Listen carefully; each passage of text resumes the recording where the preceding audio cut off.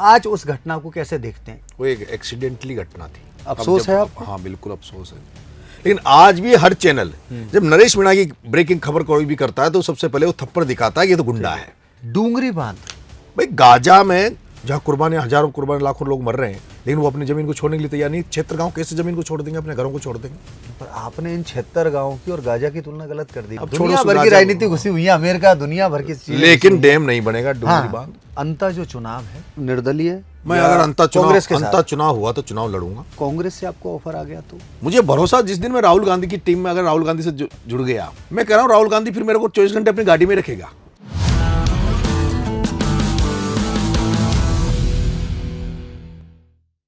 नमस्कार, अश्विन कुमार शो में आपका स्वागत है। और आज से लगभग एक साल पहले 13 नवंबर 2024 को देवली ओनियारा राजस्थान की एक विधानसभा के समरावता पोलिंग बूथ पर एक ऐसी घटना घटी, एक थप्पड़ कांड हुआ, जहां एक यंग ब्लड, एक नए राजनेता ने एक अधिकारी को थप्पड़ मार दिया। उसके बाद राजस्थान की राजनीति में बवाल मच गया और विरोधियों ने यह तय मान लिया और खुशियां मना ली कि नरेश मीणा की राजनीति यहां से खत्म हो जाती है। नरेश मीणा 8-9 महीने के लिए जेल गए और जब वो जेल से बाहर आए तो उन्होंने सारी इन कवायदों पे पानी फेर दिया, विरोधियों के मंसूबों को पूरी तरीके से ध्वस्त कर दिया और नरेश मीणा की राजनीति खत्म होने के बजाय नरेश मीणा एक राजनीति का बड़ा चेहरा बनकर बाहर आए। और राजनीति से कहीं ज़्यादा नरेश मीणा जन आंदोलनों का एक बड़ा चेहरा बनकर उभरे। वही नरेश मीणा आज हमारे साथ स्टूडियो में है। बहुत सारे ज्वलंत सवाल हैं क्योंकि इनकी राजनीति भी उसी तरीके से ज्वलंत और ज्वलंतमाने रहती है, तो आज बहुत सारे सवाल इनसे करने के लिए हैं। सबसे पहले नरेश मीणा जी, आपका स्वागत है स्टूडियो में। और बहुत सारे सवाल आपसे करने के थे जो हम भी बहुत टाइम से सोच रहे थे कि आपसे पूछें, और आपकी फैन फॉलोइंग प्लस जनता बहुत सारे सवाल ये मन में लेके बैठी है कि इतना उग्र राजनेता जो करंट में रहता है हमेशा, उससे सवाल किए जाएं। तो सबसे पहले वो घटना घटी, वहीं से शुरू करते हैं। आज उस घटना को कैसे देखते हैं? एक वक्त वो था जब वो घटना घटी, आप कई महीनों के लिए जेल में गए, और एक आज का वक्त है जब आपने हाल ही में झालावाड़ के बच्चों के लिए एक जन आंदोलन किया और उनको न्याय दिलाने की अपनी तरफ से कोशिश की। कैसे देखते हैं इस पूरे सफर को? देखो, समरावता जो प्रकरण था वो एक एक्सीडेंटली घटना थी। वो अचानक से घटना हुई और मैं उसको उचित नहीं मानता। अफसोस है आपको? हाँ बिल्कुल अफसोस है। ये एड्रेनलिन कई बार हमारा गुस्से में, हम कई ऐसा होता है ना कि हम खेल भी खेलते हैं तो बढ़ जाता है, तो अचानक से हुआ था। और वहाँ जिस तरह से लोग, सारे लोग, गांव के लोग बहिष्कार करके बैठे थे, और उस बहिष्कार को तोड़ने के लिए प्रशासन ने जिस तरह से जाति की, जिस तरह से जबरदस्ती वोट दिलाया, तो उसकी वो प्रतिक्रिया थी। लेकिन ऐसी प्रतिक्रिया मुझे लगता है उस समय वैसी प्रतिक्रिया नहीं देनी चाहिए। नहीं, पर इसमें कुछ लोगों का ऐसा भी मानना है, कुछ लोग ऐसा मानते हैं कि नरेश मीणा बहुत शार्प पॉलिटिशियन है और उनको ये बात पता है। जैसे एक बहुत आपने देखा होगा कि अगर आप किसी शहर में जाते हैं और आपको उस शहर को कब्जाना है तो वहाँ का जो बजाय सबसे भिड़ो आप एक आदमी से उलझोगे, दो से उलझोगे, बजाय उस शहर का सबसे बड़ा जो गुंडा, उसको आपने थप्पड़ रसीद कर दिया या उसका वो कर दिया, तो आपका पूरा शहर आपका हो गया। तो कहीं आपका ऐसा तो नहीं था कि आपने सोचा कि यार ये सही मौका है लाइमलाइट में आने का? या फिर इससे पहले भी कुछ ऐसे कांड हुए राजस्थान की राजनीति में जब कई आज जो मंत्री हैं, आज जो बड़े नेता हैं, उन्होंने भी पहले कई अधिकारियों पर हाथ उठाया और उनसे उनकी राजनीति चमकी। तो कहीं ये उनसे प्रेरणा तो नहीं, या ये शार्प राजनीति का आपका टॉस तो नहीं था कि आपने सोचा कि ऐसा कर लेता हूं तो मैं फेमस हो जाऊंगा? नहीं, गलत धारणा है। वो एक्सीडेंटल घटना थी और वो नहीं होनी चाहिए थी। क्लियर अफसोस है आप? हाँ बिल्कुल। 8 महीने का सफ़र कैसा रहा जेल का आपका? जैसे होता है, जेल में 8 महीने निकालना बहुत लंबा और बहुत मुश्किल भरा था, लेकिन बाहर जिस तरह से जन समर्थन लोगों का मिल रहा था तो उससे उम्मीदें बनी रहती थी। लोगों का जो प्यार था, विश्वास था, बाहर जिस तरह से मिला, तो उसको जेल काटने में आसानी रही। आप बाहर के समर्थन की बात कर रहे हैं, पर हमें तो जैसा सुनने में आया कि आपको अंदर भी बहुत समर्थन मिला। जब आप जेल में थे तो कुछ लोगों ने अपनी बाउंड्रीज को पार करके, अपनी जो लिमिट्स हैं, राजनीति की जो लिमिट्स हैं, उनसे भी पार करके आपको समर्थन दिया। जेल के अंदर तो सर जो बंदी थे, बंदियों की मैंने जो हकों की लड़ाई थी वो लड़ी थी अंदर जेल में भी। मतलब वहाँ भी आंदोलन कर दिया? वहाँ भी तीनों जेलों में। तो ये आंदोलन का ख्याल पहले था या जेल में आके आ गया कि चलो अब आंदोलन शुरू करते हैं? मैं तो सर जब से छात्र राजनीति से आया हूँ तब से आंदोलनरत हूँ। आंदोलनों की राजनीति का मैंने पथ पकड़ा है। मैंने छात्र राजनीति में कई आंदोलन किए, छात्र राजनीति में मैंने 9 दिन का अनशन किया है। केंद्र और राज्य दोनों सरकारों को झुकाया 2006 में। 6 में जी, मैंने कई रैलियां, छात्र क्रांति रैलियां निकाली। मैंने 2010 में एक छात्र क्रांति रैली निकाली थी जिसमें मेरे मुद्दे थे वो आज सोल्व हुए। मैंने उस 2010 में शेखावटी विश्वविद्यालय की मांग की थी, मैंने मत्स्य विश्वविद्यालय की मांग की थी। तो मैंने उस समय जो मुद्दे रखे थे वो सोल्व हुए थे। एक बार ट्राइबल्स की जो आदिवासियों को जो प्राइवेट कॉलेजेज में जो स्कॉलरशिप मिलती है वो बंद कर दी थी भारत सरकार ने जी। उस पर मैंने कांग्रेस के कार्यालय को घेर लिया था और वो भी मैंने पूरा करवाया था जी। तो मैं 2003-2 से जब से मैं चुनाव लड़ने लगा हूँ, छात्र राजनीति में आया तब से ही मैं आंदोलनरत हूँ। और इसीलिए मेरे पे इतने सारे मुकदमे जो लगे हैं, 28-29 मुकदमे जो लगे हैं, तब से ही मुकदमे लगते आ रहे हैं। और सारे मुकदमे राजकाज कार्य में बाधा के और सरकारी तंत्र से भिड़ने के मुकदमे हैं। जब आप जेल में थे तो आपके लिए बाहर बहुत माहौल बना, जी, है ना? तो और जब आप अंदर थे तो आपने कैदियों का, बंदियों का जो जीवन होता व्यतीत किया। इस पूरे कालखंड में कुछ लोग होंगे आपके जो साथ खड़े होंगे जिन्होंने आपको ढांढस बनाया या अपनी, मैं वापस वहीं प्रश्न पे आ रहा हूँ, हमने सुना कि भजन लाल जी ने आपकी बहुत मदद की, ये सच है? हाँ बिल्कुल सच है। क्या मदद की? मेरे उतार चढ़ाव रहे अभी इस दौर में। जब मैं समरावता कांड जिस दिन हुआ, थप्पड़ कांड, उस दिन मुझे पूरी तरह से रगड़ने का काम सरकार ने किया था। जो उस दिन धाराएं लगाई मेरे पे वो भजन लाल सरकार ने लगाई। हो सकता है उस दिन मेरा एनकाउंटर भी, अगर मैं रात में मिलता तो एनकाउंटर कर देते। जिस तरह से मेरे जो साथी थे उस दिन वहाँ समरावता में, उनको जिस तरह से मारा पीटा, गाँव वालों को मारा पीटा, गाड़ियाँ जलाई, तो पूरी तरह से टॉर्चर किया था। जेल में भी मुझे उसी तरह से टॉर्चर मिला सरकार की तरफ से। मेरे खिलाफ डबल एजी खड़े कर दिया हाई कोर्ट में, किसकी जमानत नहीं होनी चाहिए। अच्छा। लेकिन बाद में जब जनता ने 25 फरवरी को विधानसभा घेराव का आह्वान किया और उसका जो अपडेट आया, जो आईबी रिपोर्ट आई, उसमें बहुत बड़ी संख्या में लोग विधानसभा घेराव करने वाले थे, उसको देखकर सरकार बैकफुट पे आई। सरकार ने मेरे जो साथी थे बाहर, मेरे परिजन थे, उनसे बात करी। उनसे टेबल पे बात करने के बाद समझौता हुआ और समझौता होने के बाद भजन लाल जी ने मेरी मदद करी। ये आज भी मैं आपके सामने स्वीकार करता हूँ। भजन लाल जी मेरी मदद कर रहे थे, लेकिन 2-3 खेमे और थे जिसमें विशेष रूप से उस समय ओम बिरला जी थे जो मेरे लिए रोड़े अटका रहे थे। भजन लाल जी के चाहने के बाद भी, ओम बिरला जी क्या चाहते थे? मतलब भजन लाल जी के चाहने के बावजूद भी ओम बिरला जी मेरी जमानत नहीं होने दे रहे थे। और भजन लाल जी चाहते थे कि आपकी जमानत हो? उन्होंने प्रॉमिस किया था मेरे फादर से। अच्छा। मेरे फादर से प्रॉमिस किया था, और प्रॉमिस करने के बाद में जब उन्होंने यहाँ तक कहा था कि भाई इनके मुकदमे वापस ले लेंगे हम लोग। ठीक है। तो ये भजन लाल जी ये जो कर रहे थे, ये सरकार का एक्ट था या भजन लाल जी का खुद का एक ये था कि? देखो, उन्होंने जब एक, वैसे तो मेरा देखा जाए तो उन्होंने एक बहुत बड़े आंदोलन को रोका था राजस्थान में, भजन लाल जी ने। उन्होंने जब मेरे फादर को बुलाया, बात हुई, और वो आज भी मैं ये कह सकता हूँ कि भजन लाल जी एक सीधे और सज्जन आदमी है। आज भी मैं ये स्वीकार करता हूँ खुद की, भजन लाल जी पॉलिटिशियन नहीं है। उन्होंने जब मेरे फादर से बात करी थी तो एक वहाँ पे गिरिराज जी धाम की तस्वीर थी, उन्होंने उसकी तरफ हाथ करके, मेरे से जितना होगा मैं नरेश की मदद करूँगा, वो भी किसान का बेटा, मैं भी किसान का बेटा हूँ, ये मेरे फादर से कही। लेकिन उनके कहने के बावजूद भी, उन्होंने मदद करने के बावजूद भी मेरी जमानत समय पे, उन्होंने जो टाइम दिया था उस पर जमानत नहीं हुई थी, क्योंकि विरोध में और भी खेमे, विरोध में ओम बिरला जी थे।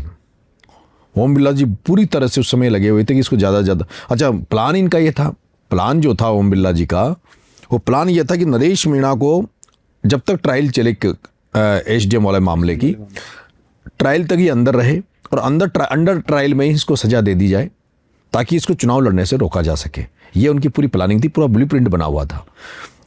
समझौता जब हुआ उसके बाद में भजन लाल जी ने मदद की, तो उस समय फिर आपको पता होगा कोर्ट में भी हमारे जिस तरह से सरकार ने पेश किया, सरकारी जो वकील थे वो, उन्होंने भी कोई विरोध नहीं किया।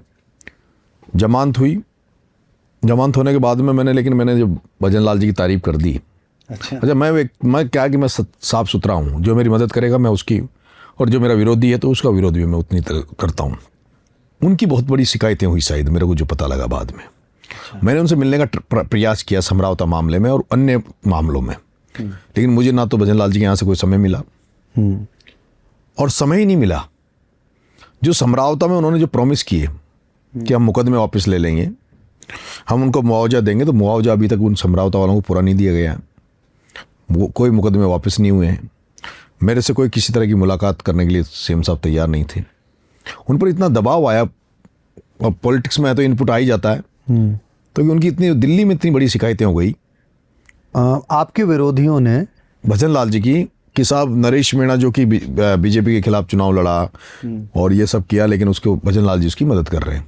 तो हो सकता है उस कारण से फिर भजन लाल जी हाँ, मतलब उनकी राजनीतिक मजबूरियां हो गई। हाँ, हो सकता है। बाकी व्यक्तिगत उन्होंने मदद करी आपकी। हाँ, ये मैं मानता हूँ कि उस समय उन्होंने विपरीत परिस्थितियों में मेरी मदद करी। बिरला जी और भी बहुत सारे नेता, लेकिन मेनली बिरला जी, और भी हमारे कई लोग थे उनके साथ में, लेकिन वो मेनली बिरला जी खिलाफ थे। बिरला जी क्या चाहते हैं आपसे, मतलब विरोध है क्यों, आपको क्या लगता है? क्योंकि बिरला जी से कोई मेरी व्यक्तिगत लड़ाई नहीं है। मैं अभी जब कांग्रेस में था तो मैंने कांग्रेस में मैंने 2 साल जब चुनाव टिकट मांगा, 2 साल टिकट नहीं मिला, तो मैं कोटा चला गया था प्रचार में। और जिस स्टाइल से मैंने वहाँ प्रचार प्रसार किया प्रहलाद गुंजल जी का, तो उसके कारण था कि वो बिरला जी तब से फिर उन्होंने व्यक्तिगत ले लिया, पर्सनल दुश्मनी ले ली। अच्छा।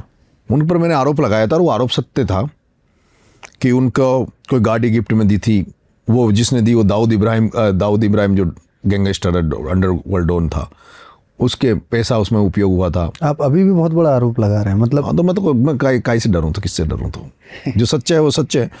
आपका क्या कहना? मैंने वो गाद, अभी एक बजरी का मामला चल रहा है। नहीं, आप मेरे को बताइए वो किसने गिफ्ट करी गाड़ी? ओम बिरला जी।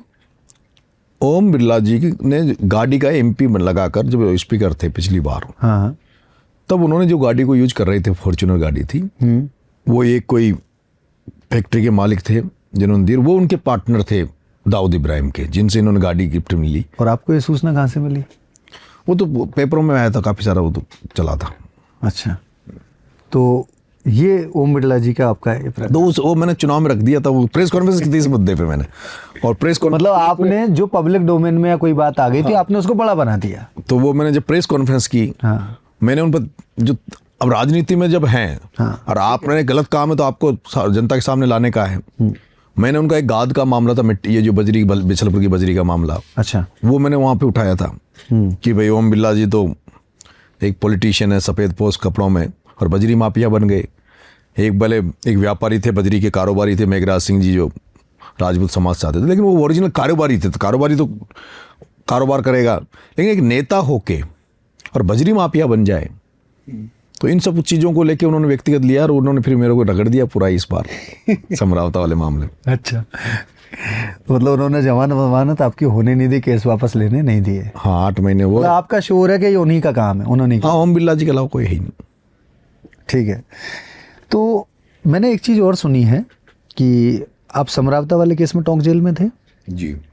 ऐसा सुनने में आया कि वहाँ आपको मरवाने की कोशिश हुई। ये सच है या झूठ है, इसका हमारे पास पुष्टि नहीं है, पर आप बताइए सच क्या है?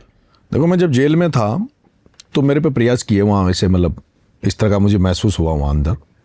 तब मैंने एप्लीकेशन लगाई और मैंने कहा भाई मैं यहाँ सेफ़ नहीं हूँ, मुझे दूसरी जेल में ट्रांसफ़र किया जाए, और मेरे को फिर बूंदी कर दिया था। अच्छा। और मेरे पास इनपुट था कि भाई वहाँ हथियार थे। फिर मैंने एक बार जब मैं तारीख, हथियार कहाँ थे? टोंक जेल में या टोंक जेल में? तो मैं जब बूंदी जेल से जब मेरे को पेशी बुलाए टोंक, तो मीडिया से मेरा रूबरू हुआ, तो मीडिया से मैंने कह दिया था भाई टोंक जेल में हथियार है। और अभी 2-3 दिन पहले वो क्लियर हो गया कि वो जो वीडियो बने थे वहाँ पे हथियारों के, वो वीडियो भी शायद अब वो पुलिस के बीच में भी आ गया और आपके मीडिया में भी चल रहा है। पर ऐसी बात तो 12 के बारे में भी कही जाती है। 12 में कुछ अपराधी हैं, उन्होंने स्वीकार किया कि मेरे पे कई बार व्यक्ति मतलब ऐसे हमले हुए हैं। कितनी बार? जब मेरे को मारने का प्लान किया तो कितनी बार आपको मारने की? मेरे को राजस्थान विश्वविद्यालय में जब मैं छात्र राजनीति करता था, तो कई बार ऐसे सुपारी दी गई कि नरेश मीणा के यूनिवर्सिटी के गेट पे थप्पड़ दे दो, इसकी बेइज्जती कर दो। 2017 में मैं महुआ मंडावर जो है दौसा में, ठीक है, वहाँ एक शादी में गया, मेरे पे कातिलाना हमला किया गया। मैं शादी से निकला और मेरे पे गाड़ियाँ लेके वहाँ मेरे को मार के पटक गए। ठीक है। मैंने अभी जब 12 में जब वहाँ का एक मंत्री था उसके खिलाफ मोर्चा खोला, तो वहाँ भी एक FIR लॉज हुई, उसमें वो क्रिमिनल पकड़े गए। क्रिमिनलों ने स्वीकार किया कि साहब हमें पैसा देके नरेश मीणा को मरवाने का प्लान था। और उन लोगों, जिन क्रिमिनलों का मैं जो है जिन्होंने मेरे ऊपर वो किया, स्वीकार किया है, उन्होंने वहाँ ऑलरेडी एक नेता को गोली मारी हुई थी। अच्छा। तो कई बार प्रयास किए, मतलब इस तरह से मेरे को इंटरनली मैं ज़्यादा रोज मतलब मैं रोता नहीं हूँ किसी के सामने, मैं गिड़गिड़ाता नहीं हूँ, मैं बताता नहीं हूँ कि मेरे साथ ये सब हो रहा है। लेकिन आज की तारीख में भी मेरे साथ जिस तरह के षड्यंत्र किए जा रहे हैं, और वो नॉट पॉलिटिकल, आप पॉलिटिकल लड़ो ना मेरे से, राजनीतिक प्रतिद्वंदिता रखो, पर्सनल अटैक। लेकिन पर्सनल अटैक करते हैं। पर आप एक चीज़ आप सोचिए कि 200 राजनेता, 200 सीट हैं, 200 पे 600 राजनेता कम से कम राजस्थान में है। ऐसा क्या कारण है कि नरेश मीना ही हर किसी के लिए खतरा बन जाता है? क्या कारण है कि विवादों का और नरेश मीना का साथ छूटता नहीं? आप जहां जाते हैं वहीं भूचाल भौकाल मचता ही रहता है। रीजन क्या है इसका? मतलब कहीं ऐसा तो नहीं कि आपकी अप्रोच, राजनीति को पुश करने की जो अप्रोच है वो थोड़ी अलग है, या आप लोगों को नहीं समझ पाते, या लोग आपको नहीं समझ पाते, या आप खतरा है लोगों की राजनीति के लिए? देखो मैं जिनको पढ़ता हूँ, प्रेरणा कहाँ से आती है? मेरा ख्वाब रहता है हाँ कि राजस्थान में भी यूपी, बिहार, पश्चिम बंगाल की तरह राजनीति हो। राजस्थान में जो लोग कुंडली बनाकर बैठे हैं, जो नेता जो अनपढ़ हैं, जिन राजस्थान की राजनीति में जो मैंने देखा है यहाँ, ज्यादातर नेता ऐसे ज्यादातर जो केवल यहाँ एमएलए और एमपी बनने के लिए राजनीति करते हैं। ठीक है। उनमें कोई विजन नहीं है कि वो बदलाव की राजनीति करें। उनमें कोई विजन नहीं है। वो एमएलए एमपी बनते हैं, एमएलए एमपी का फंड का पैसा उन्होंने सड़क के दे दिया, हेडपंप लगा दिया, लेकिन उनका एक भी आप मुझे नेता बता दो राजस्थान में जिसने कोई आश्रम खोल रखा हो, जिसमें बच्चों को पढ़ा रहा हो। एक भी नेता बता दो जिसने शिक्षा पर काम किया हो। एक भी नेता बता दो जिसने पर्यावरण पर काम किया हो। एक भी एमएलए एमपी ऐसा बता दो जिसने नशा के खिलाफ मुहिम छेड़ रखी हो। ठीक है। एक भी मतलब भ्रष्टाचार के खिलाफ मुहिम छेड़ रखी हो। जनता से जुड़ी जो समस्या, लोग एमएलए एमपी बनने के लिए राजनीति करते हैं, और लोग केवल चुनाव जब आता है तब बड़े बड़े स्पीच देते हैं कि हम भ्रष्टाचार के खिलाफ और ये वो। लेकिन धरातल पे मैं राजनीति में बदलाव के लिए राजनीति कर रहा हूं। लेकिन आपने अभी नाम लिया यूपी, बिहार और पश्चिम बंगाल। आपको लगता है कि बिहार की और पश्चिम बंगाल की और यूपी की राजनीति अलग है? बिल्कुल अलग है। वहां तीसरे मोर्चे आए। मायावती मुख्यमंत्री बन गई 4 बार। अखिलेश यादव मुख्यमंत्री बने, मुलायम सिंह जी यादव मुख्यमंत्री बने, कल्याण सिंह जी, मतलब वहां जो है। तो आप ये चाहते हैं कि राजस्थान में एक तीसरा मोर्चा बनना चाहिए? अगर तीसरा मोर्चा, कोई भी तीसरा विकल्प आता है, तो ये जो कांग्रेस बीजेपी का जो मोनोपोली चल रही है एक तरह से, जो कि जिसको ये टिकट दे दे वही जीतता है, क्योंकि एक को हराते हैं दूसरे को जिताते हैं। ठीक है। लेकिन अगर कोई तीसरा विकल्प हो जाए तो फिर इनकी भी मजबूरी हो जाएगी, इनको भी अच्छे लोगों को टिकट देना पड़े भाई। आपको लगता है आने वाले 2-3 साल में ऐसा हो पाएगा? कि हो जाए होने में तो, लेकिन मैंने प्रयास किए लेकिन मेरे को सफलता नहीं मिली। मैंने अभी विधान देवली उनियारा में भी लोगों को बोला, सारे जो इस तरह की जो सोच रखते हैं उनको इकट्ठा करने का प्रयास किया था। कौन कौन? अभी भी मैं लगा हुआ हूँ। अच्छा। अभी भी मैं लगा हुआ। आपने मेरे मूवमेंट में देखा हुआ, राजेंद्र गुडा है, वो इंडिपेंडेंट है। मनोज न्यांगली जी जो बसपा से आते थे वो इंडिपेंडेंट है। ठीक है। बेनीवाल जी आए तो वो भी थर्ड मोर्चे की वो करते हैं। ठीक है। अभी मेरी बात चली, अभी जब मैं अनशन से उठा हूँ तो अभी मेरी बेनीवाल जी से बात हुई है। अब हम लोग बैठ के एक बार बात करेंगे टेबल पे, और उसका एक पूरा खाका तैयार करेंगे। अगर उसमें मेरे को लगता है वो, क्योंकि मैं अपनी बात रखूंगा, वो उनकी तो उसमें कितना क्या है मैं चाहता हूं, लेकिन मैं बीजेपी को नहीं चाहता। और मुझे इस बात का दुख है कि मेरी वजह से 2 बार बीजेपी चुनाव जीती है। मेरी वजह से छबड़ा में बीजेपी चुनाव जीती। अगर मैं नहीं लड़ता तो वहां चुनाव नहीं जीतती। मैं देवली उनियारा चुनाव नहीं लड़ता तो वहां बीजेपी नहीं जीतती। लेकिन मेरे पास दूसरा चारा नहीं था। मुझे भी जब 25 साल राजनीति में हो गई, 44-45 साल मेरी उम्र हो गई, मेरी मजबूरी थी मेरे को अपने आप को स्टेबलाइज करने के लिए, अपने आप को वहाँ करने, क्योंकि मैं कांग्रेस में था, कांग्रेस से टिकट मांगा, दिया नहीं। अब 2 बार लड़ लिए, दोनों बार अपनी ताकत दिखाई, लोगों ने प्यार दिया। अब तीसरा मोर्चा बने तो मैं इस कंडीशन में चाहता हूँ कि उसका बेनिफिट बीजेपी को नहीं मिलना चाहिए। अच्छा। अगर हम इस दुर्भावना से तीसरा मोर्चा बनाएं, इस भावना से अगर मोर्चा बनाएं कि हम कुछ करें कि नहीं करें लेकिन उसका बेनिफिट बीजेपी को मिल जाए, तो उस भावना से नहीं बनाएंगे। तो उसका पूरा ब्लूप्रिंट होना चाहिए और फिर वो कामयाब होना चाहिए। पर आपने बोला आप तैयारी कर रहे हैं, इसी बीच मान के चलते हैं कि जैसे अब आपने जो बयान दे दिया, अब ये जाएगा बाहर, आप ओपन अपनी सारी बातें कर रहे हैं, अपने पत्ते खोल रहे हैं धीरे धीरे।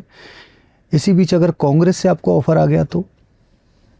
बीजेपी का आपने बिल्कुल बीजेपी का तो सवाल ही नहीं है, बिग नो है आपका। हाँ, बिल्कुल बिग नो है।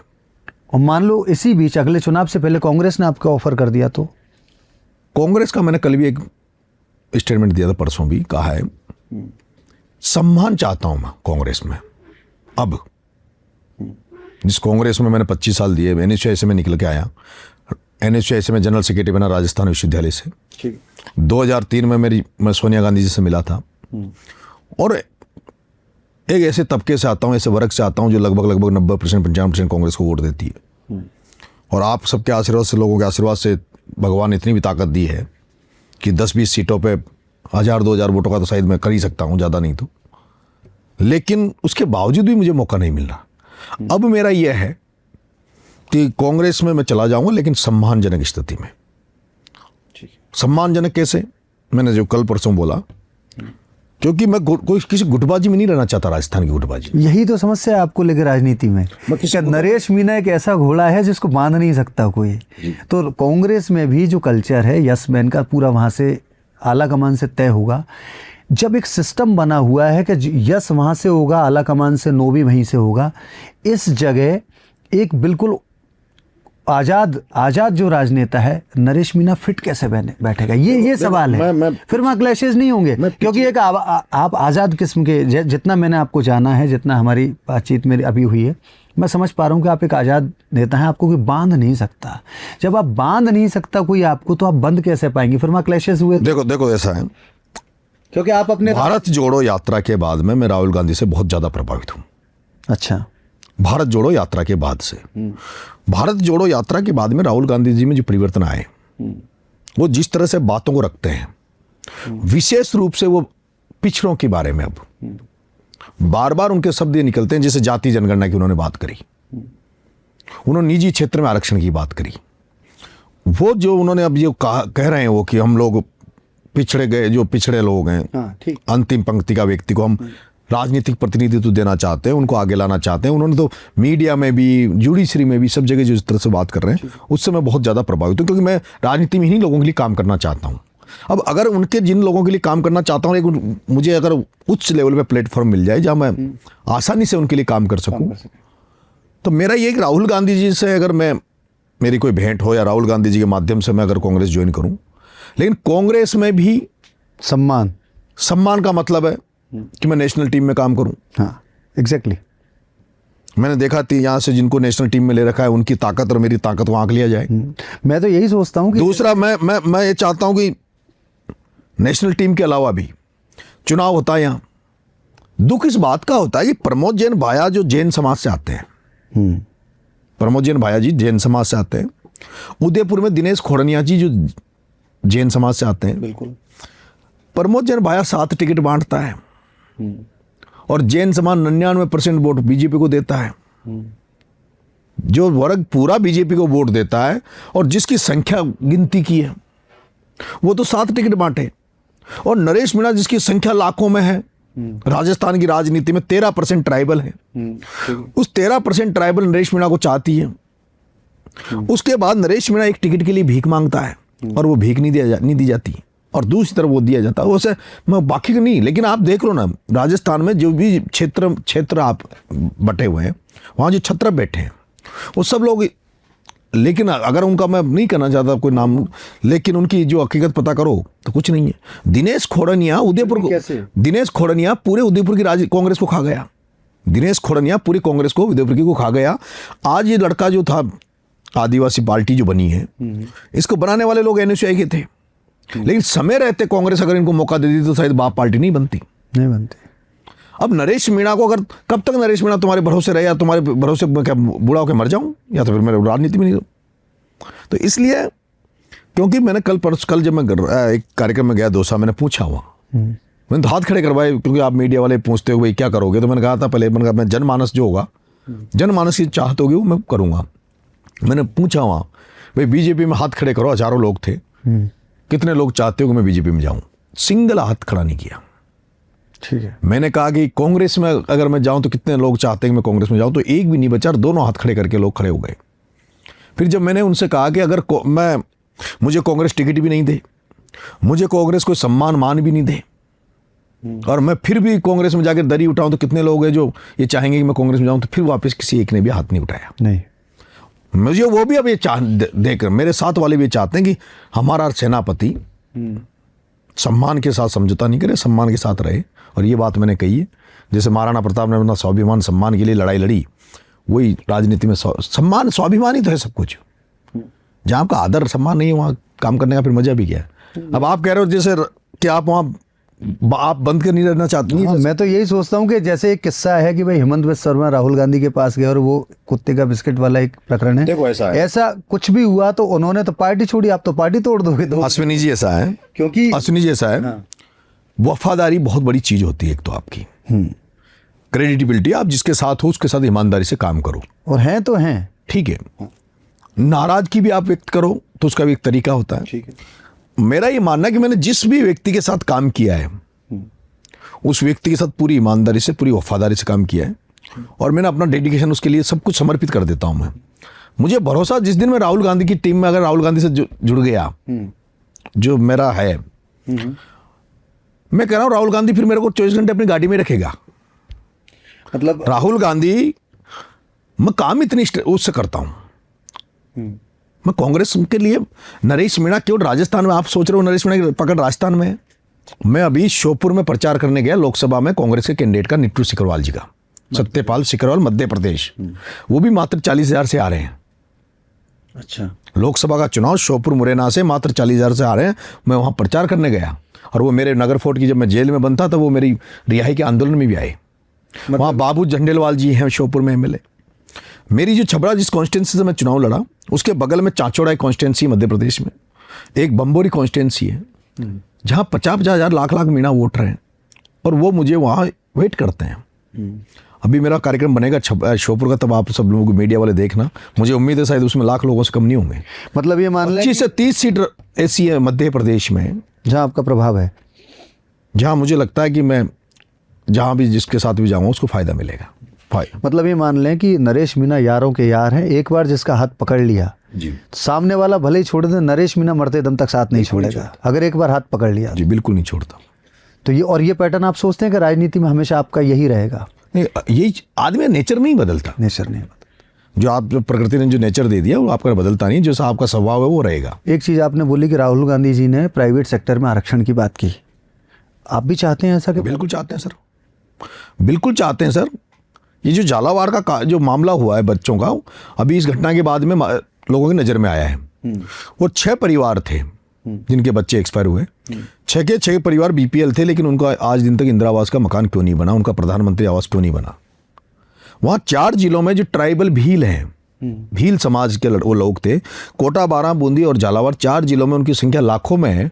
एक भी भील समाज का बच्चा मास्टर नहीं है, पटवारी नहीं है, मतलब सिंगल कर्मचारी नहीं है लाखों की संख्या में। आज भी स्थितियां जैसे दिखती है वैसी है नहीं। आज भी बहुत पिछड़ापन है, बहुत जगह है, बहुत पिछड़ापन है। ये कहते हैं कि मतलब जो कागजों में कैसी भी स्थितियां हो, ग्राउंड पे हकीकत। हाँ, मैं तो झेल रहा हूँ ना, मैं तो झेला है भी, जेल में भी झेला। मैं तो जो अभी जो चल रहा है मैं देख रहा हूँ उस चीज़ों को। हर जगह पक्षपात होता है। पर जैसे आपने कहा कि आरक्षण ये आपका वर्जन है, और ठीक भी है, जो लोग शोषित वंचित हैं उनको न्याय मिलना चाहिए। बट जब आप ऐसी बात करते हैं तो ऐसा नहीं लगता कि फिर एक दूसरा वर्ग भी है जिसका अधिकार कहीं खो जाता है, और सिर्फ ऐसा कर देने से या कह देने से आप केवल एक समाज या एक जाति के नेता बनकर रह जाएंगे? क्योंकि इतिहास पूरा भरा पड़ा है कि जिन जिन लोगों ने एक जाति विशेष की राजनीति करने की कोशिश की, वो उसी ब्रैकेट में बंध के रह गए, वो बड़ी राजनीति का हिस्सा नहीं बन पाए। चाहे वो आपने नाम लिए किरोड़ीलाल मीणा जी हों, चाहे वो अपने, हालांकि वो अभी छवि तोड़ने की कोशिश कर रहे हैं, किरोड़ीलाल मीणा जी ने सफलतापूर्वक अपनी छवि सर्व समाज की बनाई है, हनुमान बेनीवाल हों या अन्य लोग हों, है ना। और आपकी राजनीति का जो स्पार्क है, जो आपका करंट है, कहीं ना कहीं उसी सेगमेंट में आप भी जाते हैं। तो यदि आप इस पैटर्न पे जाएंगे तो आपको नहीं लगता कि आप एक पर्टिकुलर जात के या पर्टिकुलर एक कम्युनिटी के नेता बनकर रह जाएंगे? क्योंकि हम तो ऐसे ही कामना, हमारी तो आपके लिए भी शुभकामना, आज से 25 साल बाद, 30 साल बाद, 35 साल बाद, क्या पता आप राजस्थान। मैंने 2010 में भी एक आंदोलन किया था जिसमें मेरी एक बहुत बड़ी मांग थी कि बीपीएल परिवार के बच्चों को फ्री एजुकेशन होनी चाहिए, एमए उच्च शिक्षा तक। ठीक है। बीपीएल परिवार में जो एसटी एससी के बच्चे हैं उनको स्कॉलरशिप मिलती है, लेकिन जनरल को नहीं मिलती। ब्राह्मण समाज के कोई बीपीएल परिवार के बच्चे हैं तो उनको नहीं मिलती। वैश्य समाज, राजपूत समाज, इनके बच्चों को स्कॉलरशिप नहीं मिलती। मैंने वो डिमांड उठाई कि ऐसा नहीं है कि ट्राइबल और दलितों में ही लोग गरीब हैं। गरीब ब्राह्मण समाज में भी है, गरीबी सब जगह है, सब गरीबी सब जगह है, ठीक है, गरीबी सब जगह है। और गरीब की कोई जात धर्म नहीं है। मेरा तो ये मानना है गरीब जो है उसकी मदद करना हमारा फर्ज होना चाहिए, वो किसी भी ये जो आपका कॉन्सेप्ट है, ये तो कहीं ना कहीं आर्थिक आधार पर आरक्षण ही हो गया। हाँ, तो जो बीपीएल में है, फिर चाहे वो किसी भी समाज किसी भी जात से हो, सबके बच्चों दिया ना सर, राजस्थान में दिया ना आर्थिक आधार पे। हाँ। किसी ने विरोध किया? नहीं, आप बता दो, किसी ने विरोध किया क्या? हाँ, लेकिन आज भी दलित और आदिवासियों की जो कंडीशन देख लो आप, आज भी कितने लोग हैं आपके चैनल में, कितने यहाँ इस मीडिया में, कितने एक भी आदिवासी, कितने दलित और आदिवासी हैं आपके चैनल में? है हमारे यहाँ। कितने हैं बताओ? कम से कम 4। टोटल कितने हैं आप? अब हमारी होगी 30-32 आदमियों की टीम होगी। उसमें कितने? 4। अच्छा चलो, आपने तो चलो धन्यवाद आपको कि कम से कम 4 तो रखे हैं। मीणा तो आदिवासी तो एक भी नहीं होगा शायद। अब मैं आपसे ये कह दूं कि मेरे जीवन का सर्वश्रेष्ठ मित्र बचपन का, जी, बचपन का मतलब मेरे जीवन में अगर मैं मेरे मित्रों की काउंटिंग करूं तो पहले पे जो मित्र है वो मेरा मीणा है, और वो आपसे भली भांति परिचित है और आपके गांव के। नहीं अश्विनी जी, लेकिन मैं ये कहना चाहता हूँ जुडिशरी में हमारी क्या पोजीशन है? हाँ, हालात सबके सामने, जो जिस तरह के जजमेंट आते हैं उनको जब देखते हैं तो दुख होता है। ठीक है। मीडिया में, प्राइवेट सेक्टर में, एक कितने आदिवासी कितने दलितों की फैक्ट्रियां हैं। नहीं पर और फिर दूसरा, आप जब, चलो ठीक है, जात मैं ये नहीं मानता कि सारे लोग गलत हैं, लेकिन यहाँ तो जब मैं अपने संस्थान की बात कर देता हूँ, उसमें होता क्या है कि अभी जो लड़का पानी पिला के गया है सनी, और उसने पानी ला के रखा, आपने भी पिया, मैंने भी पिया, और हमारा पूरा खाना सनी देखता है, वही खिलाता है। नवरात्र चल रहे हैं, हमने कभी ऐसा नहीं सोचा। तो हमारे संस्थान में जो काम कर रहे हैं, आप जाति की बात करो, हमने तो कभी सरनेम भी नहीं देखा। हमने सिर्फ एक चीज़ देखी, कितना स्किल्ड है, और स्किल्ड अगर 19 भी है ना तो चल जाएगा। हम सिर्फ एक चीज़ देखते हैं, सीखने के लिए कितना ललायत है। तो कई बार नरेश जी ऐसा होता है कि हम चीज़ों को बाहर से देखते हैं, या हम जिस फील्ड में काम करते हैं उस फील्ड के हिसाब से चीज़ों को देखते हैं, जबकि एक्चुअल में, वास्तविकता में वो चीज़ें कुछ और होती हैं। ऐसा कभी नहीं हुआ हमारे संस्था। अश्विनी जी, नरेश मीणा थप्पड़ मारता है तो उस पर बड़ी बड़ी धाराएं लगवाने के लिए, उसकी छवि को डैमेज करने के लिए नेशनल चैनल उसकी खबरों को दिखाते हैं। और आज भी मैं जब बार बार कह रहा हूं, मेरे को पश्चाताप है उस बात का, मैं नहीं चाहता वो वीडियो आज दिखाए जाए दोबारा, लेकिन आज भी हर चैनल जब नरेश मीणा की ब्रेकिंग खबर कोई भी करता है तो सबसे पहले वो थप्पड़ दिखाता है, ये तो गुंडा है। ठीक है। लेकिन वही मीडिया जब नरेश मीणा 9 दिन तक अनशन पे बैठता है, 15 दिन तक अनशन पे बैठता है, SMS में आईसीयू में पड़ा रहता है, और एक प्रिंट मीडिया में एक खबर नहीं आती है, एक लाइन नहीं आती है। वो कौन थे बच्चे? 2 दलितों के थे, 4 भीलों के थे, एक लोधा समाज, 7 बच्चे थे, प्योरली गरीब थे। उनकी हालत आपने देखी।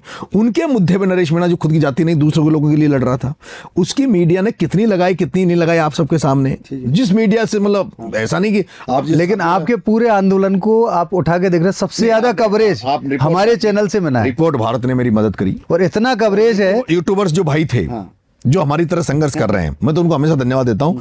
यूट्यूबर्स ने ही उस आंदोलन को चलाया मेरे को। हाँ, हमने फुल कवरेज दिया आपके। लेकिन जिन बड़े घराने जो मीडिया के हैं, जिन्होंने इस मुद्दे को, जब मैं जेल गया, जब उठाया, उस समय उठाया, तो उनका क्या फर्ज नहीं बनता था कि उन्होंने जब इस मुद्दे को उठाया, तो पहला मूवमेंट था ये झालावाड़ का मूवमेंट। कोई भी मूवमेंट जब होता है तो 5-10 दिन में उसको भुला दिया जाता है, मतलब कोई दूसरी घटना आ जाती है, फिर उसको ध्यान। 50 दिन बाद में मैंने मूवमेंट खड़ा किया यहाँ। लेकिन किसी भी मीडिया, अगर मीडिया साथ दे देता, जो बड़े घराने जो मीडिया का, जिनका मैं नाम नहीं लेना चाहता अभी, तो वो साथ दे देते हैं, तो शायद हो सकता था कि सरकार की तरफ से भी उनको मदद मिल जाती। अब आपसे पॉडकास्ट ऐसा हो गया कि मैं भी खुद इन्वॉल्व हो गया हूँ। कभी कभी लगता है मैं जवाब दे रहा हूँ। उन मीडिया हाउसेस की बात करें जो बड़े मीडिया हाउसेस हैं, आपने नाम ले रहे हैं, तो जैसा राजनीति की बहुत सारी बातें, आप राजनीति करते हैं पर हमें पता रहता है, हम पत्रकारिता करते हैं, पता आपको भी रहता है, आपको पता है कि मीडिया हाउसेस काम कैसे करते हैं और क्यों कवरेज नहीं मिलता जी, है ना।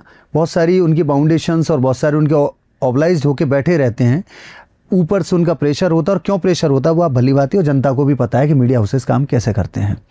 पर इसके बीच में मेरा ऐसा मानना है, हो सकता होगा कहीं होता होगा, बट पर्टिकुलर मैं इतनी जगह रह के आया हूँ, मैंने बहुत 10-15 साल पहले से ये यात्रा शुरू करी।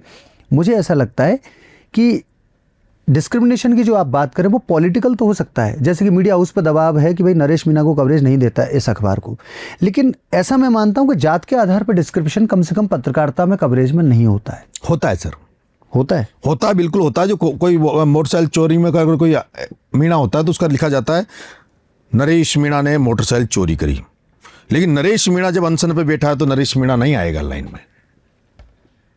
होता है, आपने इसको अलग जगह कनेक्ट किया, पर चलो ठीक है, होता है। कोई मेरिट में आएगा, कोई पढ़ने में शिक्षा में आएगा। अरे नहीं सर, सारी रिपोर्ट ऐसे लोग हैं हमारे, ऐसा नहीं है, बहुत पढ़े लिखे लोग हो गए, बहुत रचनात्मक काम कर रहे हैं। कई लोग हमारे साथी ऐसे हैं जो गाँव में, ग्रामीण एरिया में बहुत अच्छा रचनात्मक काम कर रहे हैं, लेकिन उनको भी लाइमलाइट में नहीं मिलते।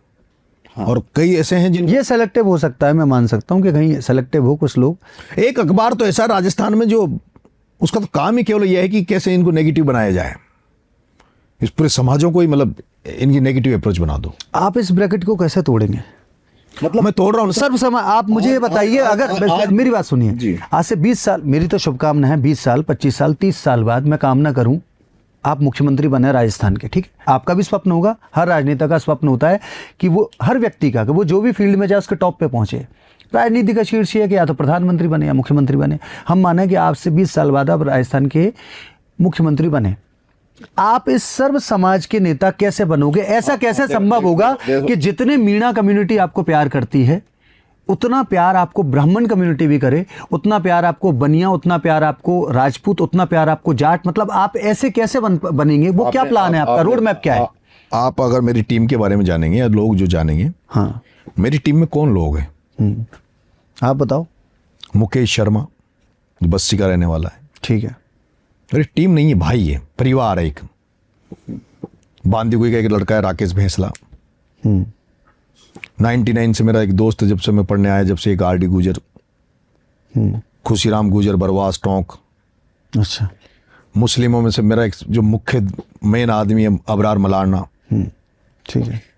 जाटों में बलराज चौधरी, मेरा जो हमारा कई बार चुनाव में आपस में, फिर भी वो मेरे साथ रहता है। अच्छा। जब निहारिका निर्मल चौधरी जब चुनाव आपस में लड़ रहे थे, तब भी वो नरेश मीणा के साथ बलराज चौधरी खड़ा था।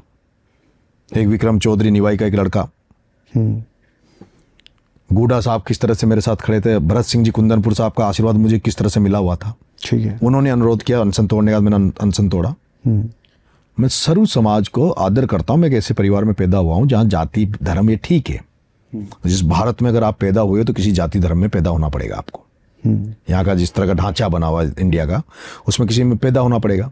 लेकिन मेरा ये है कि मैं मेरे लोगों, समाज में जिसमें आप पैदा हुए, आपका फर्ज बनता है कि आप उसके लिए भी काम करो, उसकी उन्नति के लिए काम करो, लेकिन पॉजिटिवली। और मेरा ये नेचर है, मैं ये चाह रहा हूँ जिस तरह से मैं काम कर रहा हूँ कि मैं ऐसा काम करूँ जिससे मेरा समाज भी गौरवान्वित हो, दूसरे समाजों में मेरे समाज के प्रति पॉजिटिव सेंस जाए कि भाई ये समाज भी, मतलब देखिए नियम ये है कि एक समाज के लिए उतनी उन्नति होनी चाहिए कि दूसरे समाज की हानि ना हो। Yes. एक व्यक्ति को अपने समाज के लिए उतनी मेहनत करनी चाहिए कि उसका समाज तो उत्कर्ष को प्राप्त हो, परंतु किसी दूसरे समाज की लेश मात्र भी हानि नहीं होना चाहिए। वहां तक आप करते हो तो आप बिल्कुल। मैं जोड़ने का काम करता हूँ। ये मैं ही हूँ जिसने गुर्जर और मीणाओं की जो खाई बन गई थी उसको पाटने का काम किया, उसको एक मंच पे लाया। अभी आपने मेरा ये देखा होगा अनशन वाला जो मेरा आंदोलन था, इसमें मेरा पूरा ये प्रयास था कि मैं कैसे, और मेरी बात चलती है। मैंने गुड्डा साहब से कहा, राजेंद्र जी गुड्डा साहब से, मैंने वैसे अपन थर्ड मोर्चा बनाए, लेकिन मैंने राजपूत और जाट जब तक साथ नहीं आएंगे तो कैसे पार पड़ेगी। ठीक है, हम गुर्जर मीणा तो साथ हो गए, राजपूत और जाटों का भी एक मंच पे आना जरूरी है इसके लिए। तो हनुमान बेनीवाल जी के साथ ये दिक्कत हो रही है। उन्होंने एक जवाब दिया मुझे कि नरेश, नेता चाहे तो समाजों को तोड़ सकते हैं और नेता चाहे तो समाजों को साथ ला सकते हैं। उन्होंने 2-3 उदाहरण दिए फिर मेरे को कि यहाँ राजस्थान में जाट राजपूत कई बार एक हो चुके हैं और बहुत मजबूती से हुए हैं। कई बार उन्होंने सरकार बनाई एक होके। एक बार कुंभाराम आर्य और एक झाला साहब का उन्होंने नाम लिया, झाला साहब ने, दोनों ने मिलके, उनके पहले 36 का आंकड़ा था, फिर बाद में वो उनसे घर चले गए, मिले, दोनों का गले क्या मिले, सरकार ही बना ली थी उन्होंने। अच्छा, उन्होंने कई उदाहरण दिए कि पिछले जो चुनाव हुए थे उसमें हनुमान जी और गजेंद्र सिंह शेखावत ये सारे लोग एक हुए थे।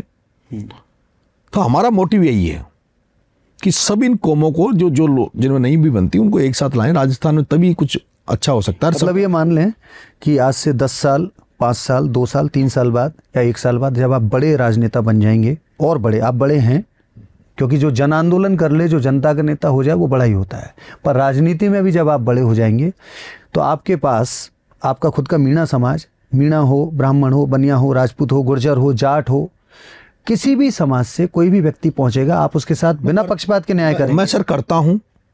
और आप भविष्य की बात अभी आप करते हैं। सुनो प्लीज, उसका कारण है 25 साल मुझे छात्र राजनीति में हो गया, अगर मैं ऐसा सब करता ना। नहीं, अभी तक आप बेदाग हैं इस मामले में। छबड़ा में हम कह रहे हैं जब आपके पास पावर आ जाएगी जी, क्योंकि शक्ति को साधना बड़ी बात है, जब आप बड़े हो जाएंगे तब भी क्या यही नरेश मीणा मिलेंगे? आज से 20 साल बाद मैं मिलूंगा तब भी अगर मैं कह दूं कि मैं ऐसा ही रहूंगा और मैं बदल गया तो कौन क्या करने वाला है? कोई नहीं करने वाला। ऊपर वाला जो है, हाँ, पर अगर हम रहे तब तो ईश्वर है। आगे का क्या होगा, बनेंगे नहीं बनेंगे, लेकिन अरे शुभकामनाएं, बने हुए हैं। लेकिन कभी भी जिंदगी में हो रहा है, अभी भी हो रहा है, कई लोग गुटबाजियां करना चाहते हैं, जातिवाद का वो करना चाह रहे हैं, लेकिन मैंने साफ साफ कह रखा है नरेश मीणा अपने लोगों की भलाई के लिए काम कर रहा है, लेकिन नरेश मीणा अपने लोगों को दूसरे लोगों में स्वीकार्य बनाना चाहता है। दूसरे लोग भी स्वीकार्य कर रहे हैं, बिल्कुल ऐसे काम करें। मेरे जो साथी लोग हैं वो ज़्यादातर लोग, अभी मैं जब छबड़ा में चुनाव लड़ा सर, आप मानोगे नहीं, मुझे 18,000 वोट मीणा समाज के मिले और 27,000 वोट मुझे जनरल कास्ट ने दिए। हम जो पंचायत राज में चुनाव लड़ते हैं गांव में, सामान्य हमेशा चुनाव जीत के आते हैं। नेचर ही इस तरह का, मैं जिस परिवार में पैदा हुआ हूं वहां इस तरह की चीजें बातें नहीं होती। और ये दूसरा कास्टिज्म जो है, उसका एक कारण मैं बताऊं, राजस्थान में कास्टिज्म है आपके पूर्वी राजस्थान में, बिल्कुल कास्टिज्म है आपके पश्चिमी राजस्थान में, बिल्कुल। लेकिन आप टोंक क्रॉस करके जैसे ही आप 12 की तरफ जाओगे, हमारे यहाँ कास्टिज्म नहीं है। अच्छा, ये मैं आपको हाड़ौती की खूबी बता दूं। हाँ जी, कि हाड़ौती में कास्टिज्म नहीं है। हाड़ौती में जब गुर्जर आंदोलन चला तो हाड़ौती में उसका कोई विशेष वो नहीं था। हाड़ौती में कभी ये जाट राज इस तरह का नहीं हुआ। हाड़ौती में गांव में हमारे यहाँ सभी कौमें रहती है, मिक्स है, सब साथ रहे। जबकि पूर्वी राजस्थान में क्या है कि 10 गांव गुर्जर समाज के हैं, बिल्कुल, फिर 10 गांव मीणा समाज के हैं। ऐसे जैसे यहाँ शेखावटी में राजपूत समाज है तो फिर जाट समाज है, हाँ, बिल्कुल। यहाँ खेमे बन जाते हैं, बड़े बड़े गांव हैं। हमारे वहाँ हर गांव में 7 जात रहती है, और 7 जात 7 जब लोग रहते हैं आप मिक्स, तो एक परिवार का हिस्सा हो जाता है। तो वो कभी चाह कर आप 24 घंटे सर्व समाज में रहोगे तो आप किसी समाज की कैसे नेगेटिव कर सकते हो? हाँ, नहीं कर सकते। लेकिन होता क्या है ना, इसलिए वहां से मैं जिस जगह से निकल के आया हूँ, वहाँ मेरा जो पंप है, मतलब वहाँ पे माली समाज, धाकड़ समाज बहुत बड़ी संख्या में, वो बेचारे यहाँ देवली चुनाव लड़ा तो वहाँ खुद की मोटरसाइकिल ले लेके यहाँ प्रचार करने आते थे, उनके रिश्तेदार नातेदारों में। छबड़ा में वो पड़े रहे। आपके अगर 1-2 दोस्त और हों, साथी हों तो नाम ले दीजिए, नहीं तो ऐसा होगा कि लोगों को लग जाएगा कि नरेश मीणा ने उनका नाम हम भूल गए, तो फिर आपकी व्यक्तिगत आपको। अभी नरेश नागर है, हाँ ठीक है। एक हमारे प्रोफेसर साहब हैं धाकड़ समाज से ही, नाम नहीं लूंगा वो समझ जाएंगे। तो मतलब ऐसा कोई समाज नहीं है। मेरी आप टीम देख, कभी मैं इंट्रोडक्शन भी कराऊंगा कभी, जब भी समय मिलेगा। मैं उसमें सभी लोग हैं। मैं राजस्थान विश्वविद्यालय का जनरल सेक्रेटरी का सर चुनाव लड़ा, तब जीता। तब भी मुझे मैं नवोदय हूँ एक दूसरा। अच्छा, प्रेरणा की आपकी? मैं जो जवाहर नवोदय विद्यालय का स्टूडेंट हूँ। अच्छा। और नवोदय विद्यालय भी हमें इस तरह का वहाँ संस्कार मिले। अब नवोदयन का एक हमारा जो नेशनल लेवल पे इतना बड़ा ग्रुप है नवोदयन के नाम से ही, उसमें अभी यहाँ पे जैसे अजयपाल जी लांबा साहब थे, आईजी जो लगे हुए जयपुर का, ये नवोदयन है। अच्छा। यहाँ आपके एक मीडिया में एक साथी हैं आज तक पे, जो शरद जी आते हैं, वो नवोदयन है। अच्छा। राहुल गांधी के पीएस हैं, ओएसडी हैं, कौशल विद्यार्थी, वो नवोदयन है। अच्छा। अमित शाह के पीए हैं, वो नवोदयन है। हमारा एक बाप पार्टी में एक एमएलए है, वो नवोदयन है। हमारा जो ये ग्रुप है नवोदयन का, वो बहुत बड़ा है, और वो हमें समझाता है कि जात पात इनसे ऊपर उठकर आप काम करो, और उसी पे काम करते हैं। आपने अभी बाप पार्टी का नाम लिया, एक ऐसी मांग राजस्थान में बहुत, मांग क्या मतलब एक तरीके के विचार है कि भाई एक अलग से आदिवासी प्रदेश बना देना चाहिए या कुछ भी ऐसा, बीच बीच में ऐसी बात है। आपको लगता है ठीक है? आपका क्या व्यू है? क्या वर्जन? मैं उसमें पक्ष में नहीं हूँ। आपका वर्जन क्या है? मैं पक्ष में नहीं हूँ। हाँ। राजस्थान की उन्नति में उनकी उन्नति है, बिल्कुल। क्योंकि अगर ऐसा होता है, जो तोड़ने वाला जहां कहीं टूटने का ऐसा होता है तो ठीक नहीं है। हाँ, क्योंकि अगर ऐसे संभव भी नहीं है, बेसिकली अगर ऐसा संभव भी नहीं है, केवल ये एक ऐसा एजेंडा है राजनीति के नाम पर आप वर्षों तक राजनीति कर सकते हो, जिसको, क्योंकि अगर ऐसा टूटने लगा तो फिर वही खालिस्तान वाली बात आ गई, फिर तो जाट लैंड हो जाएगी, गुर्जर लैंड हो जाएगी। मेरा नहीं है उसमें। ठीक है, आपकी इस राजनीति को शुभकामना है, और शुभकामनाएं हैं कि आप सर्व समाज के बेटे की तरह ही काम करते रहें। अब थोड़ा सा चलते हैं आगे, इस इंटरव्यू को आगे बढ़ाते हैं। आपका झालावाड़ आंदोलन कैसा रहा आपका? कहाँ तक न्याय कहाँ तक तो आप समझते हैं कि यहाँ तक मैंने न्याय दिलवा दिया, और अभी और क्या करने की इच्छा है झालावाड़ वाले बच्चों के लिए जो आंदोलन किया है? सर मैं जन क्रांति यात्रा निकाल रहा था और उसके मेरे मुद्दे थे नशा मुक्त राजस्थान बने, करप्शन मुक्त राजस्थान बने, भ्रष्टाचार मुक्त।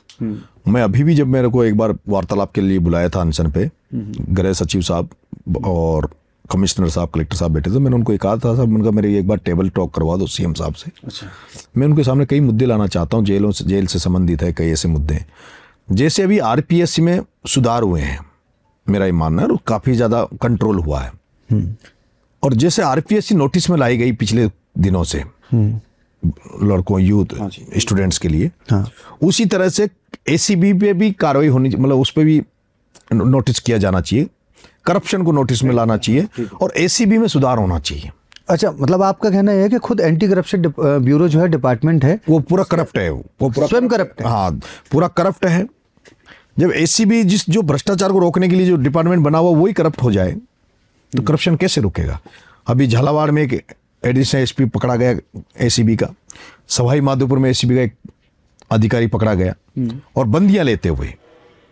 अच्छा। तो जब एसीबी में इस तरह का सिस्टम है तो करप्शन रुक नहीं सकता। करप्शन आज की तारीख में राजस्थान के लिए करप्शन और नशा ये सबसे बड़ी बीमारी है, सबसे एक कैंसर का काम यहाँ राजस्थान में कर रही है। इसी के अलावा मैं जनक्रांति यात्रा निकाल रहा था, उसी समय जब मेरे को पता लगा कि भाई ये हादसा हो गया तो मैंने समरावता कांड के बाद सारे जो मेरे समर्थक थे, मेरे चाहने वाले थे, वो लोगों का ये था कि अब ऐसी कोई घटना या ऐसा कुछ नहीं होना चाहिए जो तुम्हें दोबारा जेल जाना पड़े। मैं उसी पैटर्न पे मैंने उनका आदेश था, तो फिर मैंने जनक्रांति यात्रा, पैदल यात्रा निकाली नंगे पैर। जब ये घटना हुई, आपने चप्पल छोड़ दी? जी, तो मैं वहाँ पहुँचा। कब से? बीच में इंटरप्ट कर रहा हूँ। ये मैंने अभी विधानसभा चुनाव में छोड़ी थी। और कब तक के लिए? ये प्रण है मेरा लंबा, जब हाड़ौती को इन धन्ना सेठों से मुक्त करा दूंगा तब पहनूंगा। जो धन्ना सेठ बैठे हैं वहाँ, जो मुक्त कराने का मतलब जब आप स्वयं विधानसभा? नहीं, मैं नहीं, उनको जिस दिन विधानसभा लोकसभा में जाने से रोक दूंगा तब पहनूंगा। वहाँ गया, शांति से धरना दिया और उसके बाद केवल वहाँ मेरा एक गलती करती थी। अच्छा। जो आजकल की राजनीति में जिसे लोग स्वीकार नहीं करते, मैंने ये कह दिया था धरने पे ही कि वसुंधरा और दुष्यंत को घुसने नहीं दूंगा अगर इन बच्चों को न्याय नहीं दिया, करोड़ करोड़ रुपए नहीं दिए तो। केवल इस लाइन के बोलने से ही मुझे 40 दिन वहां जेल में रखा गया वसुंधरा और दुष्यंत ने। 40 दिन जेल में रहा। जब मैं जेल गया तो सारे मेरे शुभचिंतक, मेरे को चाहने वाले लोग नाराज थे मेरे से कि यात्रा इतनी शानदार चल रही थी, इसको छोड़ के वहां नहीं जाना चाहिए था। लेकिन मैं संतुष्ट था मेरे मोमेंट से। मेरी आत्मा थी कि भाई मैंने जो बच्चों के लिए लड़ाई लड़ी वो ठीक, मैंने ठीक किया, अब ठीक है जेल वेल। तो 40 दिन बाद भी जब मैं बाहर आया, मैंने प्रयास किया कि उनके परिजनों को लाऊं, आंदोलन करे, लेकिन वहाँ इस तरह का डर और खौफ का माहौल है। जब नरेश मीणा के बोलने पर नरेश मीणा को 40 दिन जेल में डाल दिया जाए तो आम व्यक्ति बोल सकता है कि उस बेल्ट में, और केवल इतना सा कि भाई वसुंधरा को दुष्यंत को घुसने नहीं दूंगा। उसके बाद जेल से निकला तो मेरे को पता लगा कि उनको कुछ नहीं मिला। कुछ नहीं मिला तो मैंने प्रयास किया, तो उनमें से केवल मात्र 3 लोग आए, 6 लोगों में से, घायलों को मिला 3 लोग आए। उनमें से भी यहाँ आने के बाद वहाँ के जिला कलेक्टर ने, जो कि पहले ओएसडी रहे हैं वसुंधरा जी के, आजकल वो जिला कलेक्टर, वही मालिक हैं झालावाड़ जिले के, अजय सिंह जी राठौड़। कलेक्टर साहब ने गाड़ी भेजी यहाँ, उनको बुलवाने के लिए पैसा दिया कि उनको उठा के लाओ परिजनों को वापस वहाँ धरना स्थल से। और एक परिजन तो रात को यहाँ से चला गया था, वो लेके चले गए। 2 मजबूत लड़के थे जो यहाँ रुके। लेकिन नरेश मीणा जब जिस ईमानदारी और सच्चाई से उस लड़ाई को लड़ा, आपने वो देखा, 15 दिन तक अनशन पे बैठा रहा। और लास्टली ये हुआ कि वही परिजन जो आने के लिए तैयार नहीं थे पहले दिन, वही बाद में सारे के सारे परिवार, उनकी पत्नियां, पूरा परिजन, मतलब पूरा जो परिवार होता है वो आया और वो आके उन्होंने कहा कि भाई आप अनशन तोड़ दो, हमें कुछ नहीं चाहिए। मैं जो चाह रहा था, मैं चाह रहा हूं कि वहां आवाज बने, लोग वहां खड़े हों, जब कभी भी उनको कुचला जाए, उनको डराया जाए, धमकाया जाए तो उसके खिलाफ वो अपनी आवाज़ को बुलंद करे। और मुझे भरोसा इस मूवमेंट के बाद मेरी बहुत बड़ी इस मामले में जीत है कि वहाँ के लोग अभी कहीं भी कुछ अत्याचार होंगे तो उनके खिलाफ खड़े होंगे, सड़क पे आएंगे, ऐसा मैं उम्मीद करता हूँ। और उनको, और उसमें जो मदद मेरी से हुई, सरकार ने बिल्कुल मेरे को नहीं सुना, कोई नोटिस नहीं किया, 15 दिन तक था। उसमें भी सरकार का एक रवैया, वो था रवैया मेरे को लेके। सरकार ये चाहती थी, सरकार में बैठे लोग जो मेरे खिलाफ हैं, जो मेरी हत्या करवाना चाहते हैं, मेरे को जो बिल्कुल वो करना चाहते हैं, मतलब कुल मिला के आपके धुर विरोधी, हाँ, वो ये चाह रहे थे कि इसका अनशन मत तोड़ाओ, इसको पड़े रहने दो, लेकिन इसको मरने भी मत दो। मेरे वहाँ सुरक्षा लगा दी गई थी, फोर्स रहती थी। पहला मैं ऐसा आदमी था, बीमार पड़ा था, बेड पे था, लेकिन जब भी वहाँ 50 सिपाही रहते थे। मेरे से एक एक आदमी जो गया है उसकी डिटेल लिखी गई थी, कौन कौन नरेश मीणा से मिलने जा रहा है। वहाँ जो 5 डॉक्टरों का उन्होंने वो बनाया बोर्ड मेरे लिए। डॉक्टर पूरा चेकअप करते थे कि मरना नहीं चाहिए और पड़ा रहे, इसके लंग्स वगैरह इसके खत्म हो जाए, ये अपंग हो जाए, पैरालिसिस पे चला जाए। मतलब आपको बड़ा आरोप है। यस कि ये पैरालिसिस हो जाए या अनशन से उठने के बाद कोई काम का नहीं बचे। तो नरेश जी, अगले सवाल पे चलते हैं। सबसे पहले अंता जो चुनाव है, जो उपचुनाव थे, वो अभी तक नहीं हुए, क्यों नहीं हुए, कारण क्या है? मैंने सर झालावाड़ जेल से निकलते ही कह दिया था, क्योंकि कंवरलाल जी भी जेल में ही बंद थे, कि अंता चुनाव अब नहीं होगा। कब तक नहीं होगा? उनको माफीनामा मिल जाएगा कंवरलाल जी को, और उसका केवल एक ही मात्र कारण है, कंवरलाल जी को जो हटाया था वहाँ से, वो भी एक बड़ा षड्यंत्र था। साजिश के तहत उनको हटवाया था, और उसमें भी प्रमोद जैन भाया, ओम बिरला शामिल थे, दोनों मिलके। कंवरलाल जी वसुंधरा जी के आदमी थे। पर प्रमोद जैन साहब के लिए तो आपने कभी प्रचार भी किया था एक वक्त, वो भी? नहीं, कभी नहीं किया मैंने उसके लिए। नहीं ना, कभी नहीं। गुंजल जी के लिए गया? गुंजल जी के लिए किया था। प्रमोद जैन भाया और ओम बिरला दोनों ने मिलकर कंवरलाल को हटाया, क्योंकि कंवरलाल जी वसुंधरा जी के बिल्कुल ही क्लोज आदमी थे। अच्छा।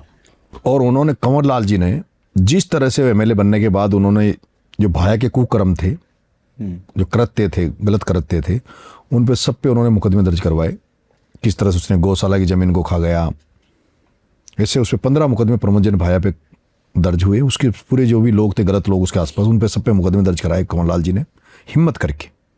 तब प्रमोद जैन भाया का बचाव का एक ही था कि कैसे दोबारा कोई चुनाव हो जाए और चुनाव करवा के और मैं एमएलए बन जाऊं, ताकि मेरे को रिलीफ मिल जाए मुकदमों में।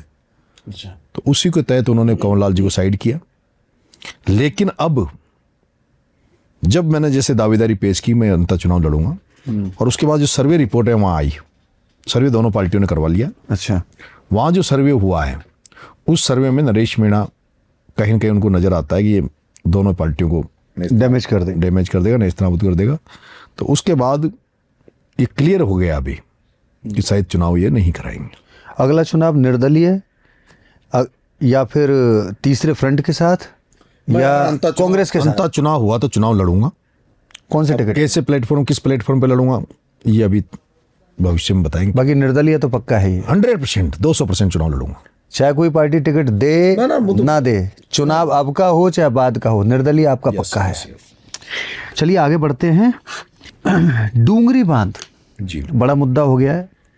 पीआरसीपी की जो योजना है, जिसके लिए काफ़ी समय से राजस्थान में मांग उठ रही है कि यदि ये योजना लागू हो जाए, ये ज़मीन पे उतर जाए, तो पूर्वी राजस्थान में पानी की जो समस्या है उसका पूर्ण समाधान हो जाए। डूंगरी बांध भी उसी का एक हिस्सा है।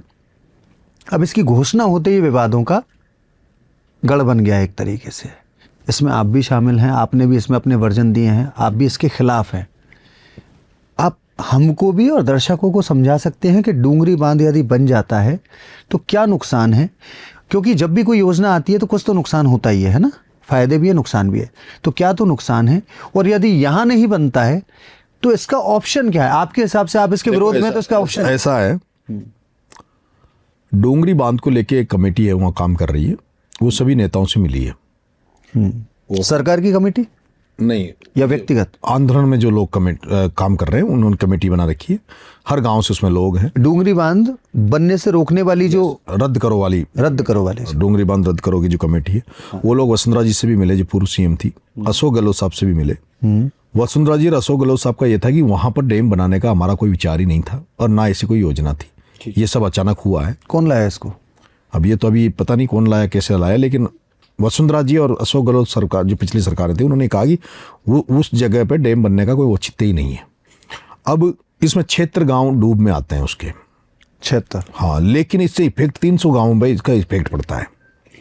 दूसरा, अभी जो हम देख रहे हैं, जो बीजेपी जो सरकार है, कहीं न कहीं स्पेशली ट्राइबलों को टारगेट कर रही है, या जो ऐसा मान लीजिए कि जहाँ जहाँ ये जो जंगल हैं उसके आसपास ज़्यादातर ट्राइबल हैं, सब लोग हैं लेकिन ज़्यादातर ट्राइबल हैं, उनको स्पेशल टारगेट किया जा रहा है, इनको उजाड़ने का। और उद्योगपतियों को फायदा पहुंचाने का इनका मेन कारण है।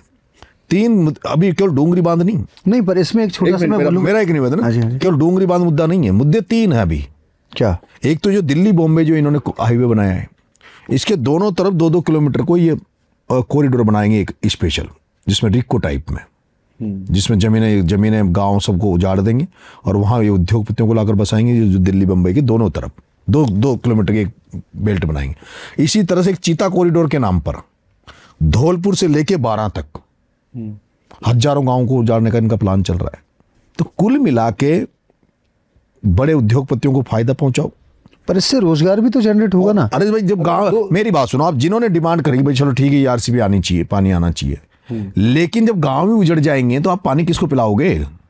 वो कहाँ जाएंगे? 76 गांव तो बता रहा हूँ ना कि वो जो 76 गांव हैं, ठीक है, वो वहां से विस्थापित होंगे और भी 500 कोई होंगे 200-300 गांव जो उससे प्रभावित होंगे। आप उस बांध को मत बनाओ, आप उस बांध सर उस बांध को मत बनाओ। बाकी जो आपके बांध बन रहे हैं, अब आप बांध तो बनाओगे किसानों की जमीनों को खाके, किसानों के घर उजाड़ के, और उन बांधों का पानी दे दोगे आप फैक्ट्रियों को। नहीं। जैसे अभी मेरी बात सुनो, हमारे वहां मैं जिस एरिया से 12 से आता हूँ, 4 नदियां हैं हमारे यहाँ, बड़ी बड़ी नदियां हैं।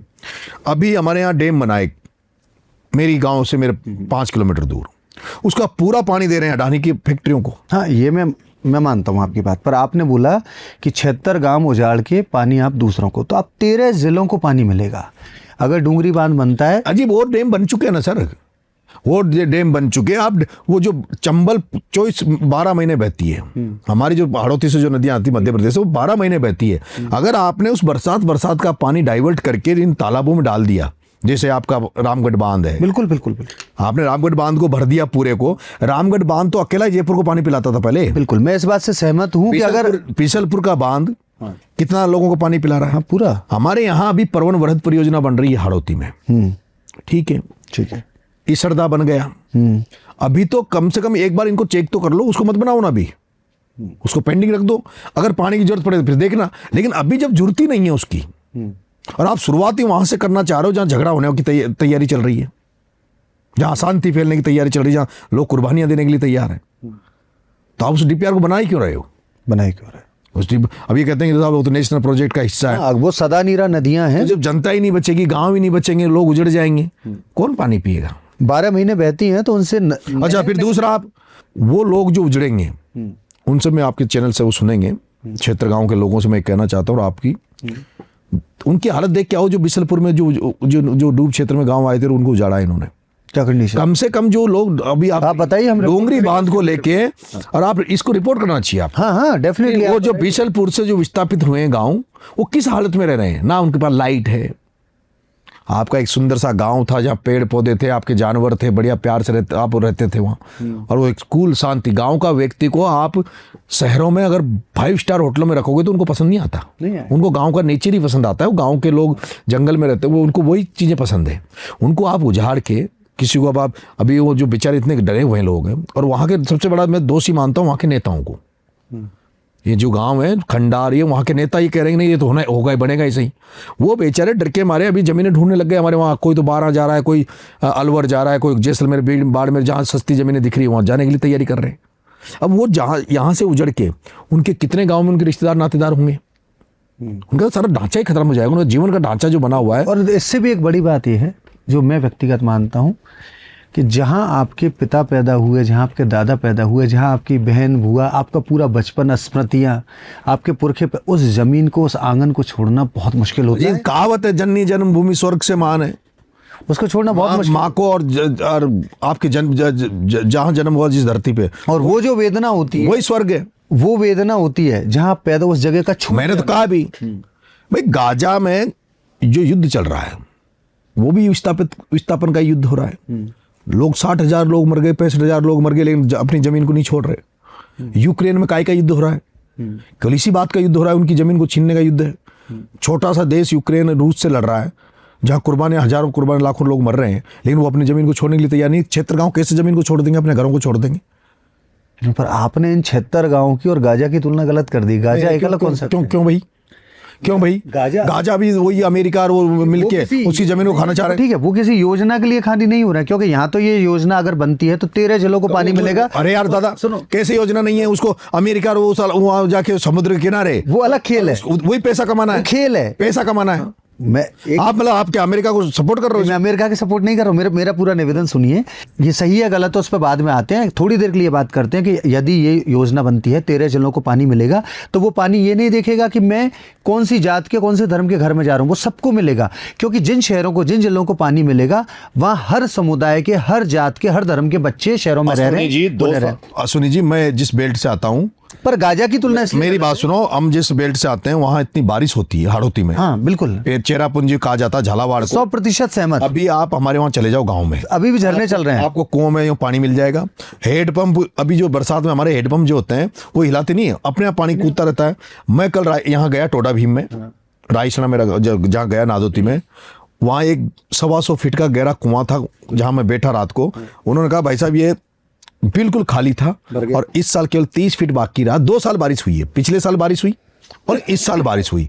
मैं कह रहा हूं बरसात का पानी आपने डाइवर्ट करके इन तालाबों में डाल दिया, 100% सहमत। वाटर लेवल आपकी इतनी हो जाएगी, वाटर लेवल बिल्कुल कि आपको, मैं कह रहा हूं एक दिन ऐसा आ जाएगा वापस, ये जो प्रयोजना चल रही है ना, डाइवर्ट करके पानी को, बरसात के पानी को भी डाइवर्ट कर दिया इन्होंने, या नदियों समुद्र में नहीं जाने दिया, तो जयपुर में इनमें वापस से जो कुएं हैं ये सब भर जाएंगे। नहीं, इसमें बिल्कुल आपसे 100% सहमत हूं कि वाटर लेवल, नहर योजना ज़्यादा ठीक है, बजाय इसके कि नदियों को रोके जाना, बांध बनाना, ये अलग विषय है। पर बात यह है कि जिस जगह की आप बात करें वहाँ सच में पानी का वाटर लेवल बहुत अच्छा है और ये योजना कहीं और हो भी सकती थी। इस बात से मैं, चंबल पे बनाओ ना। हाँ, चंबल पे बनाओ।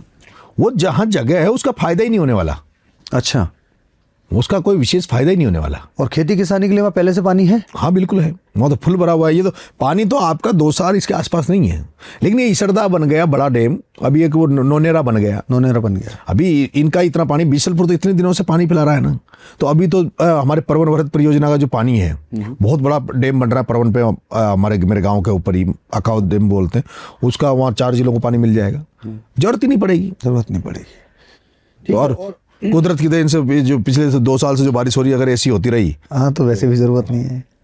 हाँ, बाकी गाजा पे मेरा आपसे थोड़ा सा विरोध है। गाजा क्यों विरोध है? आप क्या उसकी इजराइल की उसकी मदद, मतलब उसकी, मैं कौन हूँ? क्या वो गलत नहीं कर रहे? नहीं, गलत और सही, वहाँ राजनीतिक कारण है। हाँ जी, नहीं, राजनीति कुछ नहीं है। उनको बेचारों को वहां से उखाड़ रहे हैं। आपका घर को तोड़ दे, आपके मिसाइलें पटक रहे हैं जयपुर में। कितने मजबूत आदमी को ये कहते हैं ना जयपुर में एटम बम मारा है। सही और गलत के ऊपर नहीं है मेरा विरोध, इस बात पे है कि वहाँ कोई योजना लॉन्च के लिए नहीं उजाड़ा जा रहा है, तो वो वहाँ एक रिटेलिएशन है। जब उनके घर में घुस के उनके 100-150 लोगों को बंधक बनाया, उसके बाद रिटेलिएट करना शुरू हुआ है। और इजराइल तो क्लेम करता है कि वो जगह हमारी है, उनको दे दी जाए, क्योंकि 56 देशों के बीच फंसा हुआ छोटा सा एक देश है। उसमें डिबेट नहीं करनी चाहिए, लेकिन उनको जो जिस तरह से उजाड़ने का प्लान किया जा रहा है, देखो अब हर जगह इस तरह का है और वो ठीक नहीं। यूक्रेन की बात से, यूक्रेन वाली बात आपकी सही है, लेकिन गाजा में जो लोग रह रहे हैं वो रह रहे थे तब तक ठीक नहीं था, लेकिन वो जहां रह रहे हैं वहीं पे उन्होंने हमले करने शुरू कर दिए। तो एक मिनट एक बात है, तो आप इतने लोगों को मार दोगे क्या? और आप उनको बिल्कुल, आप तो ये बताइए, बच्चों को भी मार दोगे, खत्म कर दोगे क्या? आपके किसी प्रिय व्यक्ति पे हमला हो जाए, आप क्या करोगे बताओ? अरे ठीक है, एक प्रतिक्रिया होती है, रिएक्शन होता है, लेकिन ये रिएक्शन ऐसा है कि बर्सों तक आप हमेशा उनको बिल्कुल वो कर दो। उसमें इंटरनेशनल बहुत सारी चीजें भी तो है ना, दुनिया भर की राजनीति घुसी हुई है, अमेरिका, दुनिया भर की। लेकिन डैम नहीं बनेगा, डोंगरी बांध। ये मैं नरेश मीणा कह रहा हूँ आपके चैनल के माध्यम से कि डोंगरी बांध नहीं बनेगा।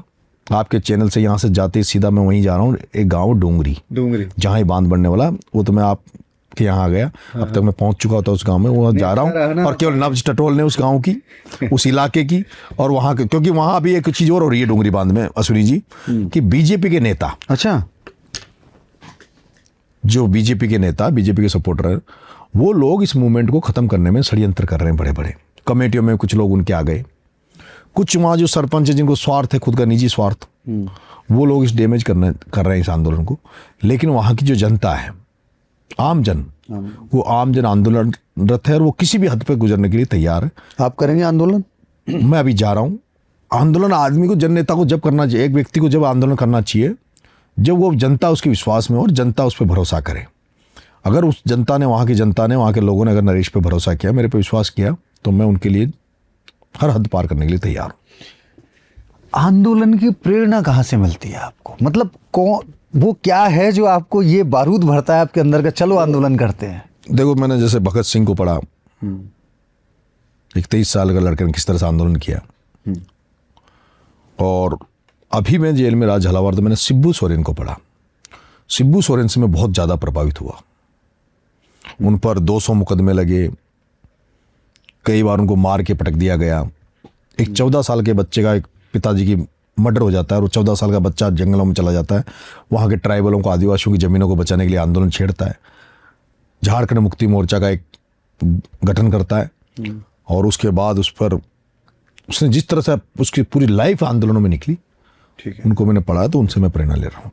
आपने भी एक भगत सिंह सेना आपने बनाई है, कैसे काम करेगी? ये पॉलिटिक्स में जाएगी या आंदोलनों को लीड करेगी? क्या करने वाले हैं?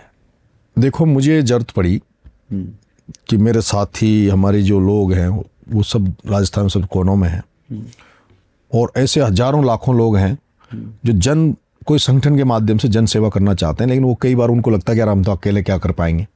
जैसे अभी आप की इच्छा है कि यार हम जयपुर को स्वच्छ बनाएं, पर आप सोचते हैं कि यार मैं अकेला करूंगा तो स्वच्छ थोड़ी होगा।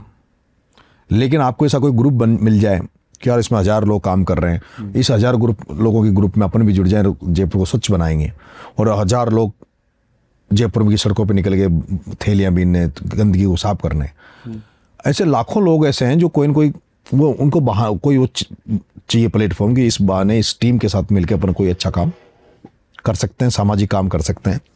इसलिए मैंने भगत सिंह सेना और भगत सिंह सेवा संगठन के नाम से मैं ये बना रहा हूँ।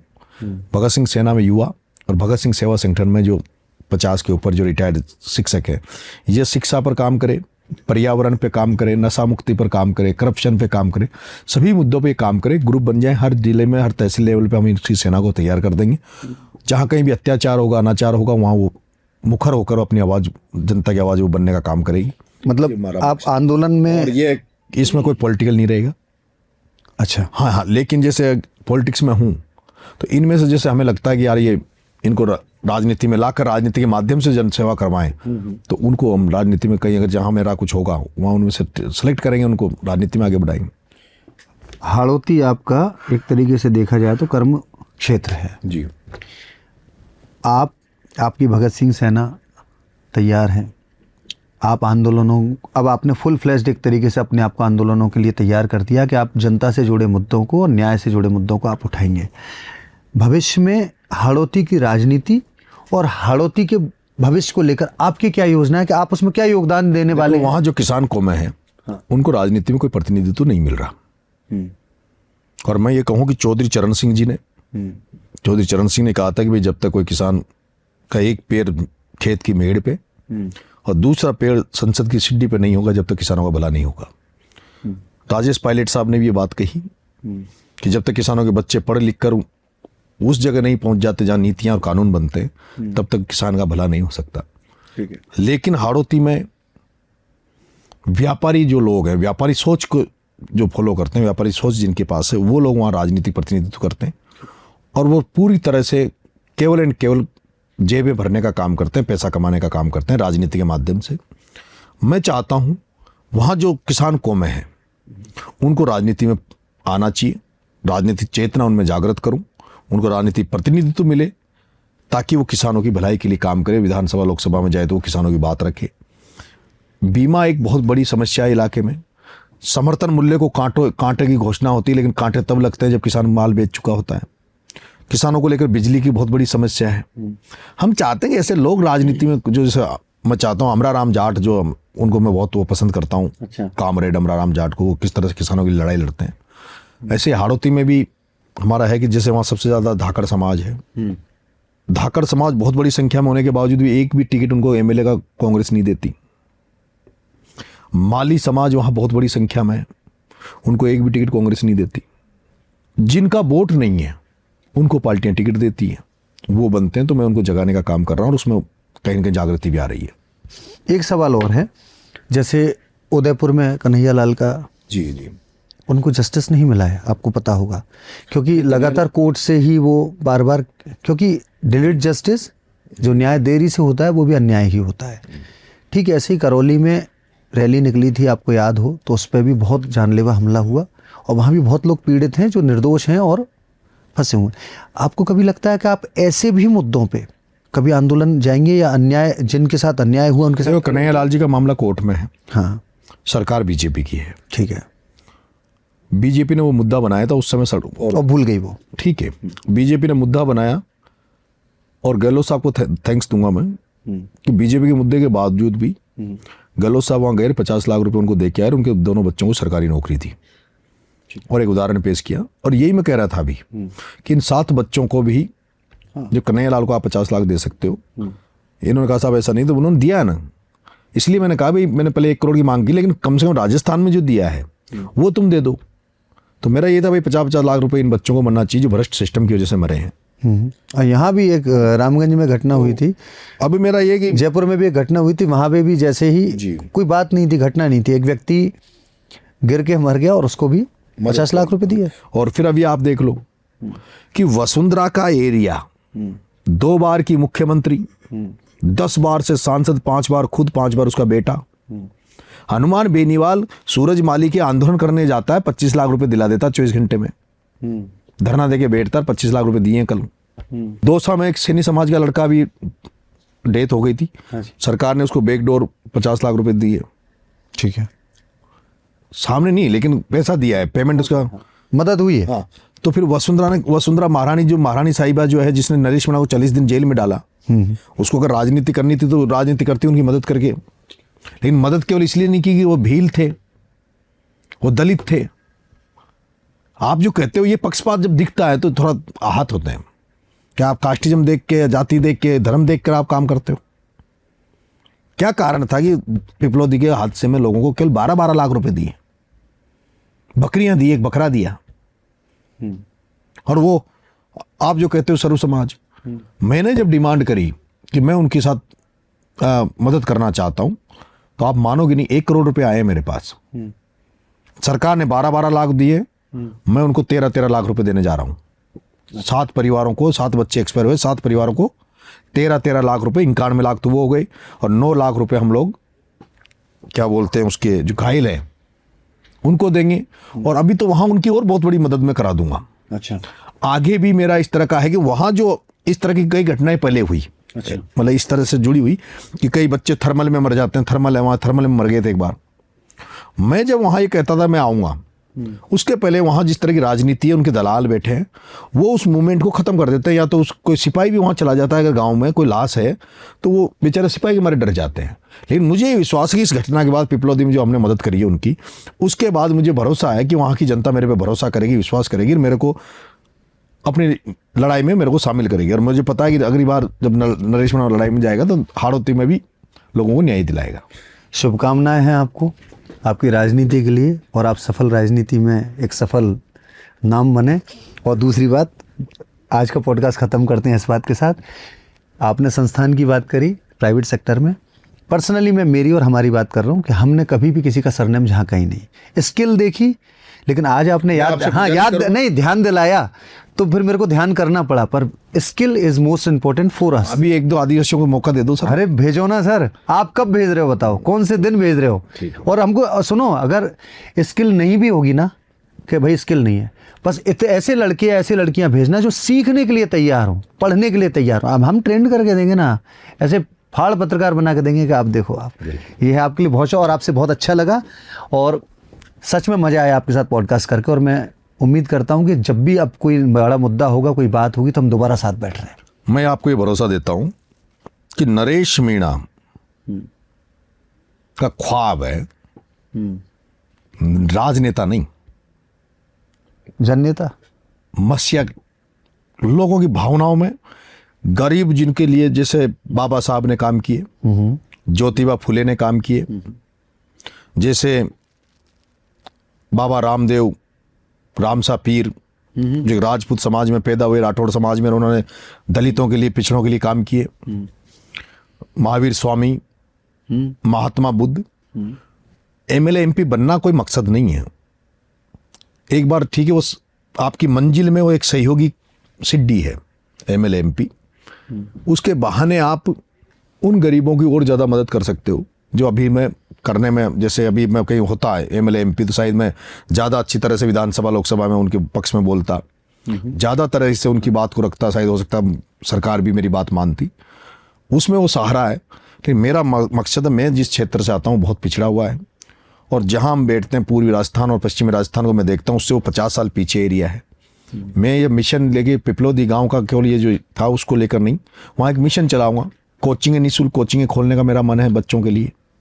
विशेष रूप से मैं शिक्षा को लेकर और पर्यावरण को लेकर वहाँ काम करूँगा। मेरी तो ख्वाब है कि मैं आश्रम बनाऊँ 5-10 बीघा का, और जिसमें मैं बच्चों के साथ गायें रखूँ, वहीं गरीबों के बच्चे वहाँ रहें।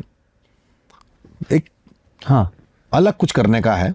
राजनीति में ऐसा नहीं कि केवल आप जो कुल मिलाकर आप काल के कपाल पे अपना हस्ताक्षर करना चाहते हैं। यस, समय से पहले। नाम के लिए काम कर रहा हूँ, मरने के बाद बहुत भी बहुत लोग याद शुभकामनाएं, और मेरी निजी शुभकामनाएं आपके साथ हैं, क्योंकि ऐसे सपने देखना अपराध नहीं है, जी। और सपने भी अगर समाज के हित में हो तो वो सपने और बड़े बन जाते हैं। Thank you.